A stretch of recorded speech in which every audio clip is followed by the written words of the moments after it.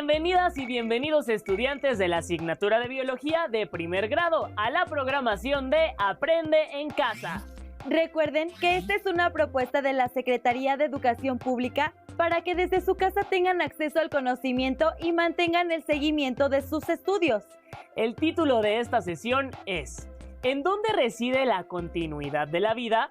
Donde verán las características y funciones básicas de los cromosomas, genes y ADN. No olviden integrar en la carpeta de experiencias las ideas principales del tema, anotaciones y preguntas. Antes pensábamos que nuestro futuro estaba en las estrellas, ahora sabemos que está en nuestros genes. ¿Qué les parece esta frase de James Watson, uno de los descubridores del secreto de la vida? Iniciaremos con la estructura básica que nos conforma como seres vivos. Viajaremos al núcleo de nuestras células. Conoceremos sus características, componentes y funciones. Continuaremos con los cromosomas, contemplaremos su danza y llegaremos hasta nuestros genes. Veamos qué se almacena en el núcleo de la célula y cuál es su tarea.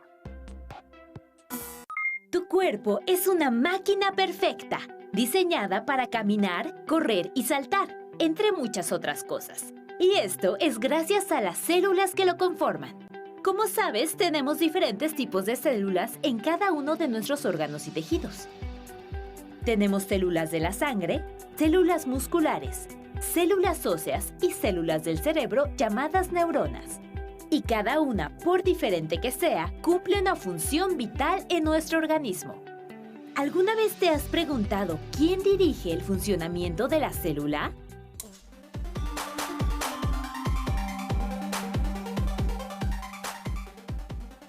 Ciencias y tecnología, biología, primer grado, bloque 2, 10, ADN, instrucciones de vida, el timonel celular. En su equipo, Laura es la capitana y dirige a sus compañeras. En la escuela, el director es quien dirige el plantel. Y en la célula, el núcleo dirige todas las actividades celulares. ¿Quieres saber cómo lo hace? El núcleo dicta las órdenes para que la célula funcione adecuadamente. Todas las células tienen un núcleo que las dirige. En las células eucariontes, como las humanas, el núcleo está formado por las siguientes partes: la envoltura o membrana nuclear, el nucleoplasma o jugo nuclear, el nucleolo y la cromatina. Analicemos cada una de estas partes y sus principales funciones. La membrana nuclear protege al núcleo y lo separa del citoplasma. Has de saber que, a diferencia de la célula humana, un organismo procarionte, mejor conocido como bacteria, no tiene membrana nuclear que separe su núcleo del citoplasma. ¡Qué curioso!, ¿verdad? Volviendo a la célula humana, la envoltura nuclear tiene varios poros que permiten el intercambio de sustancias entre el núcleo y el citoplasma. Dado que los poros de la membrana llegan a ocupar hasta el 20% de su superficie, el intercambio es constante. Ahora bien, dentro de la membrana nuclear se encuentra el nucleoplasma, que es el contenido interno del núcleo. Y en el nucleoplasma se encuentra el nucleolo y la cromatina. El nucleolo es una estructura esférica sin membrana, mientras que la cromatina es la sustancia fundamental del núcleo, ya que contiene algo muy importante: el ácido desoxirribonucleico. Su nombre puede parecer complicado, pero no lo es, pues también se le conoce como ADN. Detengámonos un poco en él.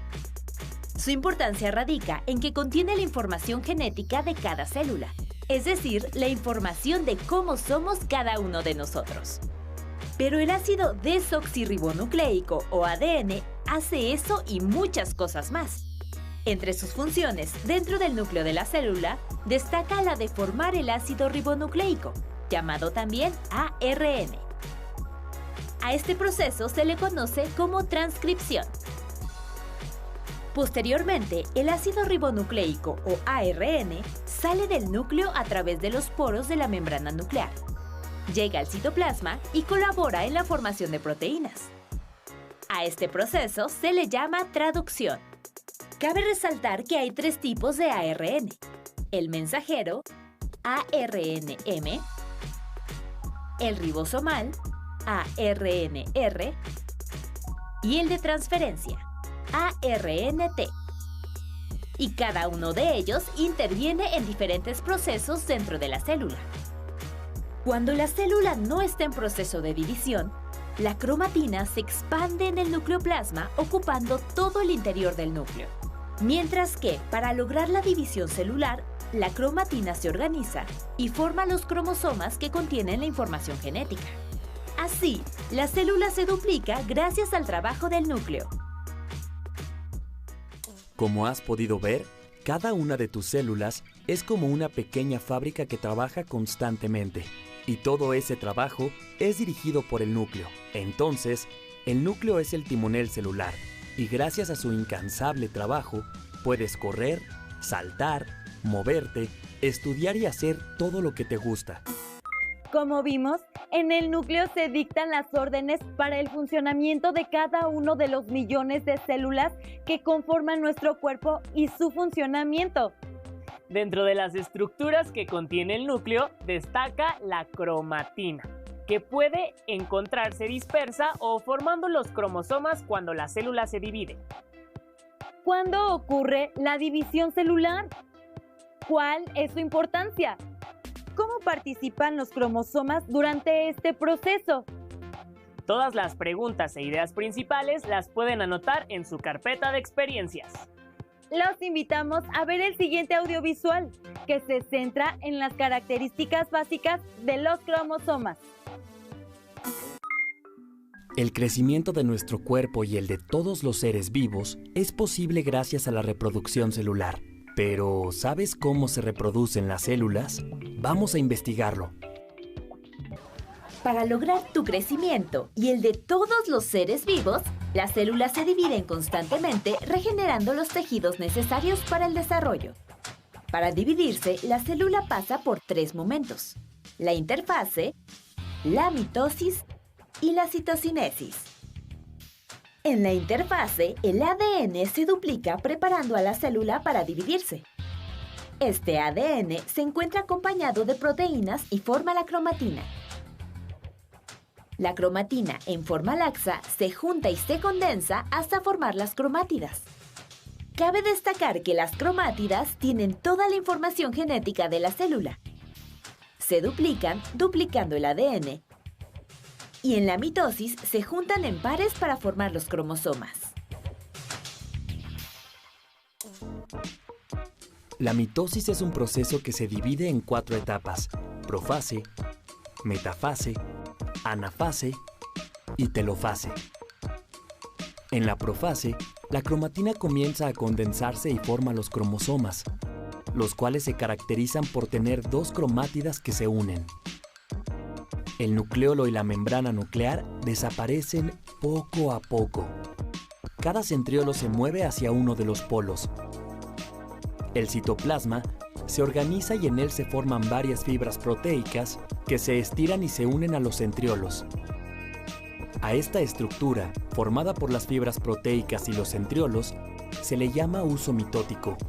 Y finalmente, las fibras proteicas del uso mitótico se estiran y se unen a los cromosomas para controlarlos.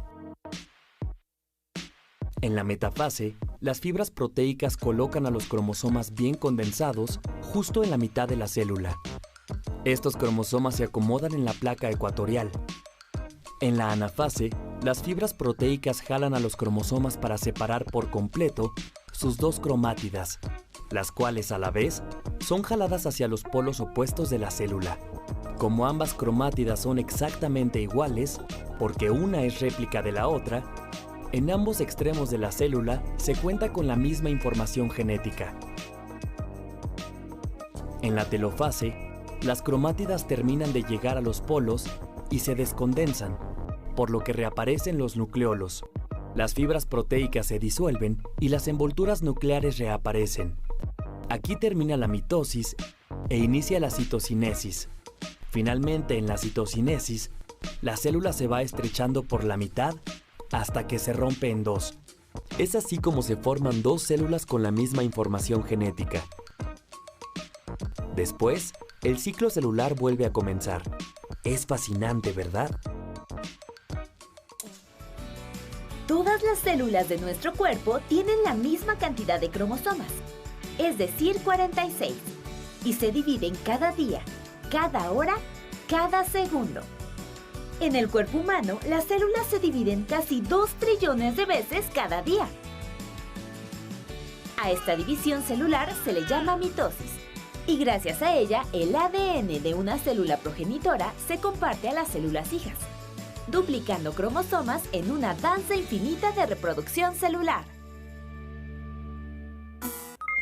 ¿Qué les pareció la danza que realizan los cromosomas cada vez que nuestras células se duplican? Recordemos que esto sucede cuando las células mueren y deben ser reemplazadas por otras nuevas. Este proceso también ocurre cuando crecemos, pues el número de células aumenta.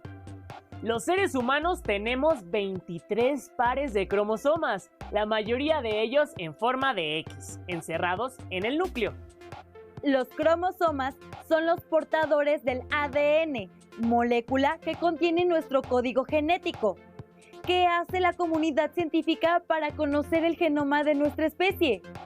¿Para qué puede servir conocer el ADN de las personas? ¡Vamos a verlo!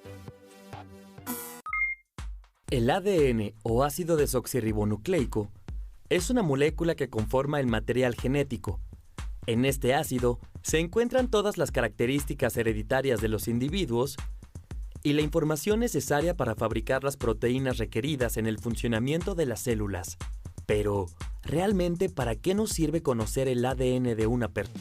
Antes de responder a la pregunta planteada, primero recordemos que la humanidad no cesa en su curiosidad por conocer y entender qué es la vida. Con esta consigna, un grupo de investigadores en Estados Unidos iniciaron el Proyecto Genoma Humano, que consistía en desarrollar métodos y técnicas bioquímicas para entender el ADN, lo que ahora conocemos como secuenciación. Poco después, dada la magnitud e implicaciones de este proyecto, se creó el Consorcio Público Internacional, con más de 1,000 investigadores en más de 16 universidades e institutos de países como Estados Unidos, Gran Bretaña, Francia, Alemania, Japón y China, entre otros. Aunque también por su lado, el Dr. Craig Venter fundó Celera Genomics, una compañía privada cuyo objetivo era secuenciar el genoma humano mediante una técnica automatizada. De esta manera comenzó la carrera por secuenciar el genoma humano.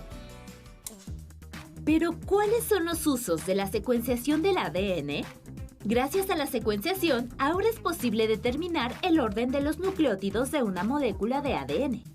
Y eso ha ayudado a comprender mejor cómo se relacionan los cambios de ciertas secuencias de genes con algunas enfermedades y cómo podrían ser regulados con nuevos medicamentos. Con ello, ha sido posible diseñar nuevos tratamientos y corregir algunas alteraciones. Por ejemplo, se han podido detectar distintos tipos de leucemia. También sabemos que solo unos fragmentos de ADN entre genes presentan una gran variabilidad y por eso sirven de marcadores, lo que da la pauta para determinar que la secuencia sea única para cada ser humano, como una huella digital. Por esta razón, la secuencia de genes puede ayudar, por ejemplo, en la medicina forense para determinar la identidad de algún sospechoso o víctima. Cabe resaltar que el ADN que se secuencia puede ser tomado de fuentes como la sangre, el semen, el pelo, la piel y la saliva. Sin embargo, como el material que se extrae no es mucho, se hace necesaria su amplificación mediante técnicas como PCR. Siglas en inglés de reacción en cadena de la polimerasa. La PCR permite tener muchas copias de la secuencia de ADN gracias a la acción de una enzima llamada ADN polimerasa, que replica las hebras de la muestra de ADN. Esta técnica también se utiliza en muchas áreas de la biología y la medicina, como la investigación en biología molecular, el diagnóstico médico e incluso algunas ramas de la ecología. La secuenciación del ADN es una serie de procesos químicos y biológicos desarrollados por un grupo de científicos de todo el mundo. Y gracias a sus descubrimientos, fue posible desarrollar el procedimiento conocido como PCR, el cual, a partir de una mínima muestra de sangre o saliva, puede replicar la cadena de ADN. Conocer el ADN nos permite saber más sobre la herencia, las enfermedades, la identidad y el parentesco. Además, tiene varias aplicaciones científicas. Qué interesante ver que a lo largo de la doble hélice de ADN, los genes se encuentran ensartados, como perlas brillantes en un hilo. También es apasionante saber que el rápido avance de la tecnología y el intenso esfuerzo de la comunidad científica ofrecen la promesa de revolucionar los tratamientos médicos, crear nuevas terapias y curar enfermedades que en otros tiempos eran incurables. La secuencia de genes ha permitido leer el código de la vida, saber más acerca de la herencia biológica y conocernos más. Por ejemplo, saber que la diferencia entre un virus, un pez, un insecto, un ratón y un ser humano está en la secuencia de genes. ¿Cuál de todos los seres vivos creen que tiene más genes en su organismo? Escuchemos lo que dice el doctor Lascano.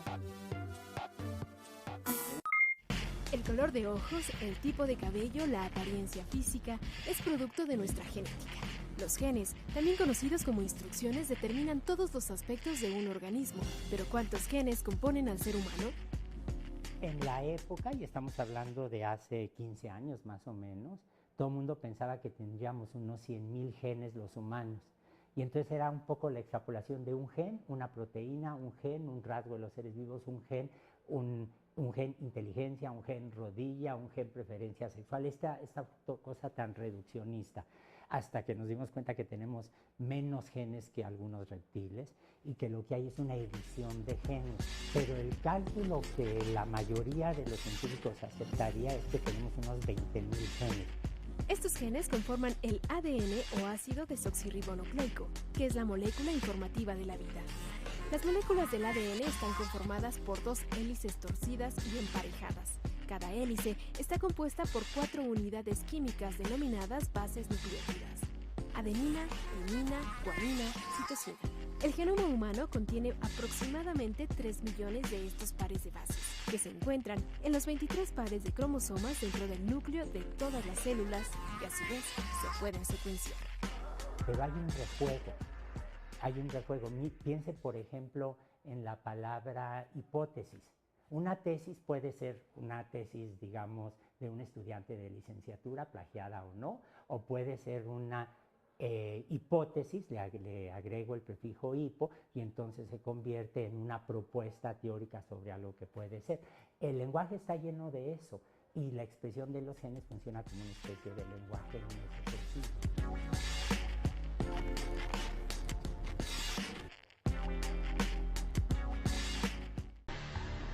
Los avances en genómica han permitido la clonación de mamíferos, entre ellos la oveja Dolly, el primero clonado de la historia. Dolly se desarrolló casi completamente bien, excepto por un problema, que habían secuenciado el DNA, habían clonado el DNA del núcleo, de la madre, pero no clonaron las mitocondrias. Las mitocondrias fueron bacterias de vida libre. Tienen su propio DNA, tienen su propia genética, que es una genética como la de las bacterias. Y los humanos heredamos las mitocondrias de las mamás. O sea, un humano, cualquiera, usted, yo, los compañeros de las cámaras, etcétera, somos más hijos de mamá que hijos de papá. Si alguna razón tiene el 10 de mayo, es celebrar la herencia de las mitocondrias.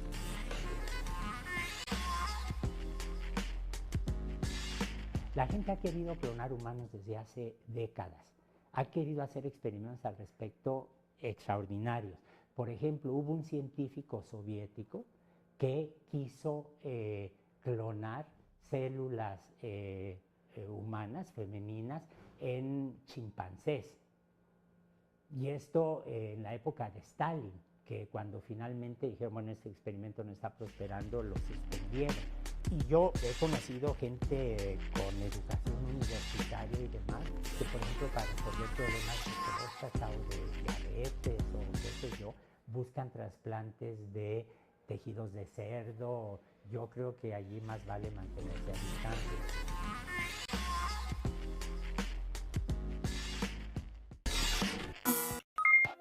¿Qué fue lo que más les llamó la atención de esta última parte?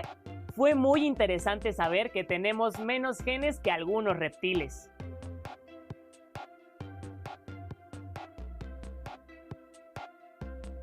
¿Ustedes a quién de sus familiares se parecen más?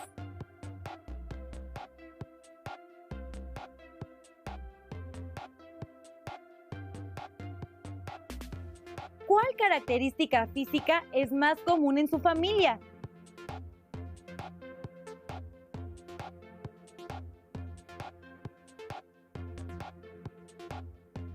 ¿Quiénes la presentan?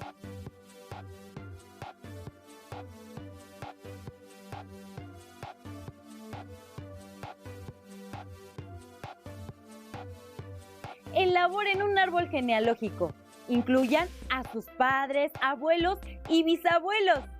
Pueden realizar dibujos o describir en general rasgos personales como color de ojos, pelo, tipo de nariz, complexión, tipo de sangre o incluso manifestación de alguna enfermedad de origen hereditario. Guarden las notas de los aspectos más relevantes de esta sesión y su árbol genealógico en la carpeta de experiencias. Para conocer más sobre este apasionante tema, les recomendamos la lectura del libro de Horacio García Fernández, La cacería del genoma humano. Hemos llegado al final de este asombroso programa. Los invitamos a que nos acompañen en nuestra siguiente sesión de Aprende en Casa. ¡Hasta pronto!